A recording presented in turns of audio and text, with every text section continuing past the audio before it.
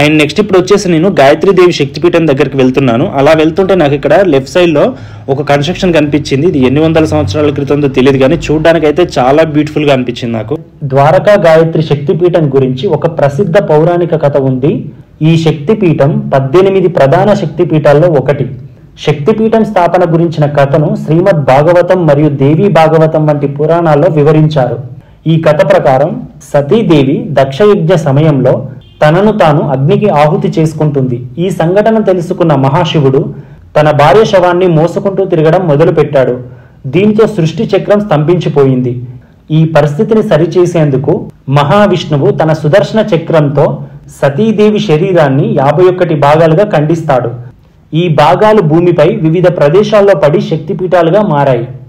ఇక్కడ సతీదేవి గదము భాగం పడి గాయత్రి శక్తిపీఠంగా మారింది.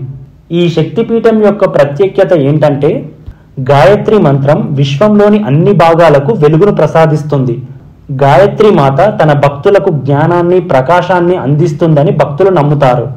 అసలు కెమెరా ఎక్కడ పెట్టినా కూడా ఆల్మోస్ట్ ప్రతి విజువల్ చాలా బ్యూటిఫుల్గా అనిపిస్తుంది నాకు. నేను ఇప్పుడు ఈ సముద్రం కొంచెం దగ్గర దాకా వెళ్తున్నాను. నేను ఇక్కడ వచ్చి ఈవినింగ్ టైంలో కూర్చోవడానికి ఇదంతా అరేంజ్మెంట్ చేశారు.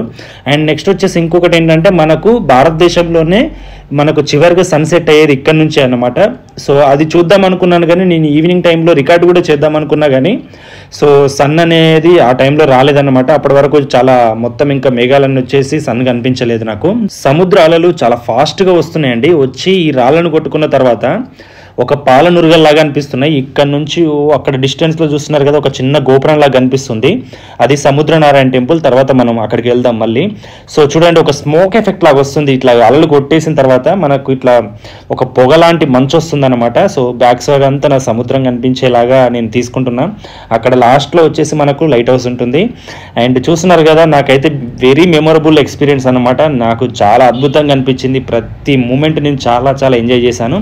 సో ఇక్కడ గాల్లో ఎగురుతున్న పక్షులను కూడా రికార్డ్ చేశాను. అండ్ నేను ఇంకొక దగ్గరికి వెళ్ళి సో వాటి మధ్య నుంచి పరిగెత్తే ప్లాన్ కోసం ఇప్పుడు వెళ్తున్నా. నేను అన్ని పార్ట్స్ లింక్స్ వీడియో కింద ఇచ్చాను, ఒకసారి ఓపెన్ చేసి చూడండి. Please subscribe my YouTube channel and Hare Krishna అని కామెంట్స్లో స్లోగన్ చేయండి ఫ్రెండ్స్.